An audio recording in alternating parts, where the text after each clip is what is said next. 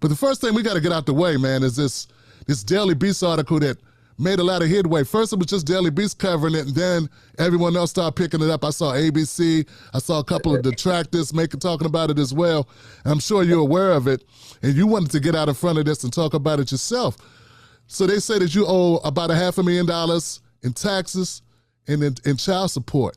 Dr. West, what do you say to these critics and these people who are bringing up this issue? Well, one is, child support's a lie. I've always put high priority on my kids. In fact, I've treated them in an even lavish way, because I've always believed that they had a priority beyond anything else. And so when it comes to that particular front, that's just not true. It's just a matter of it's not recorded, but it's not true. But when it comes to the taxes, that's definitely true. I've been broke as a 10 Commandments since 1984. I've had waves of audits, waves of levies, waves of liens, and then the liabilities and the fees build up. So you get in the black hole. And I've always been honest about that.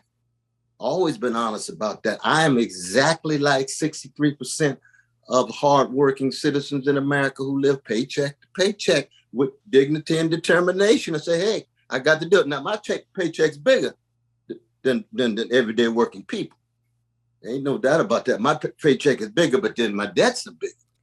But I've never really been obsessed with money, man. I come from a tradition that says, seek ye first the kingdom, and all these other things will be added. So I've never denied that I was broke in that way.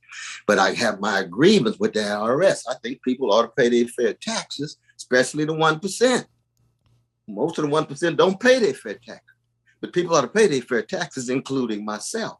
But it's clear to me that you got folk who will find anything or manufacture anything in order to attack your character when you're trying to tell the truth and bear witness, especially on the chocolate side of town. They're going to find anything, no doubt. So that fine, let folk, pursue the truth in a fair way, but at the same time, let them know that I'm honest enough to acknowledge the degree to which, yes, I've been behind on taxes. Man, I've had a knock on my door on Christmas Eve in the 80s, 2 years in a row, with the IRS giving me a subpoena. Christmas Eve, in the cold. You know what I mean? I said, okay, that's what it is. I'm not naive. That's how things roll. Definitely. But at the same time, I actually was behind. And the liabilities and the fees build up, and you make an agreement and you continually pay and make sure you pay. And I think large numbers of people understand what I'm talking about. And that's always been the case. That's always been the case. I've never been into money making. That's not my thing. That's not my thing. But I wanted to be on your show, though, brother. And this is very important because you've been so courageous, man. You've been so inspiring, and you've been so consistent with your integrity and your truth telling that I wanted this to be the first show that I could talk. And it's true. I love Sister Sabby. I love Brother Nick and CJ. I love the Black Power Media, and I love Brother Jordan, and I love Brother Kit. There's a whole group of you all who be truth tellers in a significant way. I may have left some of them out, but those are the ones that I think about. But I must say, man, it's something about Tim Black, though, man. It's something about Brother Tim Black. I don't know if it's Maryland. I know the great Maulana Kareem come out of Maryland. I know Frederick Douglass come out of Maryland. I don't know what it is about the soil, but it's that deep, deep love for the people. And see, we don't love Black people in order for Black people to love us back. This ain't no quid pro quo transactional thing. We love Black people because they're worthy of being loved. And when you love folk, you respect them, you protect them, but you also correct them, which means it's not about popularity, it's about integrity. Well, brother, Dr. West, I want to just say, since you brought this up, that I think it's about time, and past time actually, that all those folks that you mentioned, if we have any issues, any concerns, any bad blood at all, we need to put that behind us.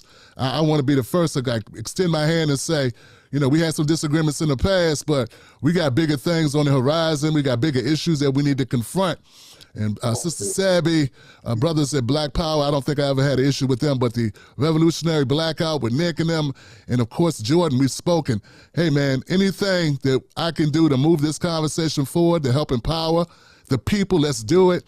And I accept any responsibility for past deeds. Let's move forward together, man. And I salute you all in the fight for truth and justice. All y'all moving in the same direction, and there should never be full agreement, man. We in a jazz band. When you're in a jazz band, everybody's lifting their voice with the anthem of Black people. They ain't looking for the disagreement, agreement. You're looking for voices that have integrity, and it's going to generate disagreement. It's going to generate tension. Sometimes the communication may break down for a minute. Like, Miles, you remember Miles is playing and Herbie Hancock hit the wrong note. And Miles looked at him like he lost his mind. And what did Miles tell him? He said, it's not a matter of the wrong note you hit, it's the next note to see whether we can further on down the road create the harmony we need, or the melody, or the dissonance and the assonance in order to make the music rich. Well, so it is. So we've always had disagreements. Look at my disagreement with the Black nationalists. I'm not a Black nationalist. I'm a Martin Luther King Jr. man. I don't exist without Malcolm X. I don't exist without Marcus Garvey. I don't exist without the Honorable Elijah Muhammad. I don't exist without Black nationalists, but I'm not a Black nationalist. So we got all kind of overlapping. We all got all kind of differences, but I love those brothers and sisters. Mm-hmm. And many of them, maybe not many of them love me. Why we still moving in the same direction? Same is true with the Black Marxists, the Black socialists. I'm not no orthodox Marxist. I'm a follower of Jesus of Nazareth. Mm-hmm. But I'm not on Pontius Pilate's payroll. That's it. I'll tell you that. Now that's what, excuse me, Dr. West, that's one of the points I made.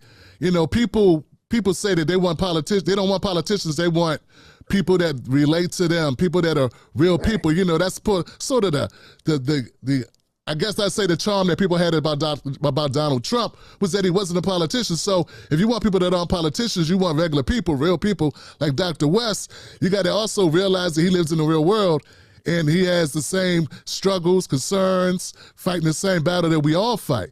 So Dr. West, to put a bow on this about the taxes, and I'm going to ask you this. Yeah, why do you think they suddenly discovered this issue? Well, because so many of them perceive me as a threat to their order. No doubt about it. I think Brother Carvel said he's a menace to the constitutional order. I say your Constitution was pro-slavery in practice for 76 years, and it was pro-Jim and Jane Crow for 100 years, and it was pro-mass incarceration, mass new Jim Crow up until now. Mm-hmm. So yes, if I'm a threat, God is using a cracked vessel like me. If I'm a threat, it's a beautiful thing that I'm a threat. I want to be a threat to the order that loses sight of the humanity of my brothers and sisters in the hood, in mass incarceration with decrepit schools and indecent housing and not access to medical health care, and don't have a chance to create high quality relations of flourishing, given all the guns and the drugs and so forth and so on. Yes, there's a great tradition of folk who have been threats. I love my sister Harriet Tubman and I love Martin King, but that's the cross we got to bear. And somewhere we used to sing in Shiloh, must Jesus bear the cross alone and all the world go free? No, there's a cross for everyone. And there's a cross for me. And everybody got a cross. And if we can bear a cross for freedom for our people here and around the world, then like John Coltrane, we got Love Supreme coming down the pike, brother.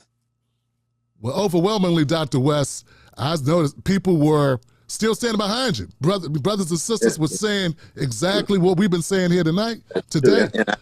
And I salute them too. And these are folk, of course, I've never met thing.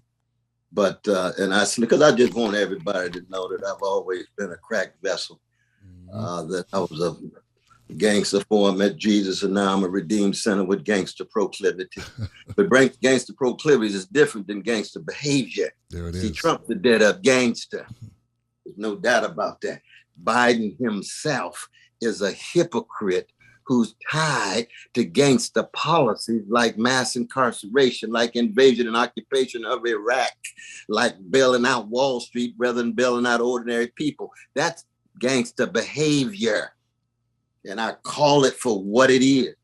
But I understand I'm a human being and he's a human being. And that's why, I get in trouble by calling people brother, Brother Trump and Brother Biden and Sister Nancy and things. But see, I'm going to be true to Shiloh Baptist Church. That's just where I come from. Everybody's made in the image and likeness of God. No matter how gangster they are, they have the capacity to go another way. They have the capacity to be different. But I keep track of their devilish behavior. I'm not naive. No, it was Malcolm who said, right, I'm for truth no matter who says it. I'm for justice no matter who promotes it. I'm for freedom no matter who's willing to sacrifice for it. I'm a human being. I'm a Muslim. I'm a black man. And see, that's the Malcolm X. That's right. It's like Muhammad Ali that I identify with. I'm just a Jesus-loving free black man. But Malcolm was an Allah-loving free black man. I'm not anywhere near him. But at the same time, he's inside of me and I love it. Extra Innings are bonus segments from Tim Black's Black Table Show with the Blacks. That's Tim Black and the amazing Mrs. Black. For early access to Extra Innings, become a paid member of the Tim Black Show at jointimblack.com. Ain't nothing like the real thing. Baby, join today. See you there, Wolfpack.